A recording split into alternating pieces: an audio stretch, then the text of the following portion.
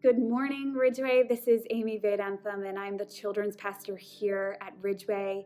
And I am giving you the reflection or my reflection on Psalm 31. I always find Saturdays of Holy Week to be an interesting day. We have the mourning that happens on Good Friday and the remembering of what Christ did on the cross. And then we have the rejoicing of everything and all the festivities on Sunday, praising God and thanking Him that He didn't stay dead, that He rose again. And then there's Saturday. And Saturday, I feel like, is sometimes just a preparation day for Sunday, which it probably is and should be. But I always kind of think that Saturday is really a day of waiting. And I try to remember back, what was it like for the people that followed Jesus? And they put him in the grave, and they had to wait a day because they were honoring the Sabbath, and they were waiting and wondering what would happen to them. And so I bet that they were filled with fear, sorrow, and maybe even feeling a little abandoned. And I don't know about you, but right now, sometimes I feel the same exact way. And so that's why I look at the book of Psalms, because it's a beautiful book of just prayers that we can pray when we don't have words to say. And specifically Psalm 31.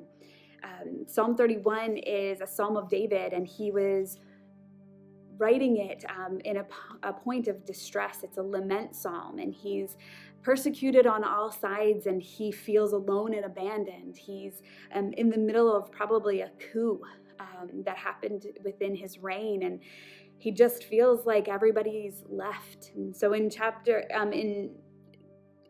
31, verses 11 and 13, it says, "Because of all my adversaries, I have become a reproach, especially to my neighbors." And then he goes down and he says, "I've been forgotten like one who is dead.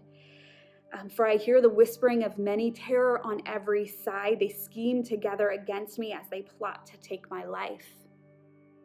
And we know that with Jesus, he felt that exact same way. People were plotting against him. Neighbors were against him. He was hated and despised by the rulers of that time. And he did that for us. He came and he bore our sin and bore the wrath, not just of that time period and that experience, but we know that when he died, he took on the sin of all people at all times, and he bore that. And so you can almost feel like David is coming to God with this pain and with this sorrow. And then we see Jesus bearing all of the pain and all of the sorrow, and he's taking that to the cross. And when Jesus died, one of the phrases that he said was, "Into your hands I commit my spirit." And that same verse, that same phrase is in chapter 31 in verse 5. It says, "Into your hand I commit my spirit. You have redeemed me, O Lord, faithful God." And David can look up to God, and we can look up to God and say, "Into your hands I commit my spirit. God, do as you will, because you are God and I am not." And we also hear that in Acts with Stephen, the first martyr, and he says the same thing.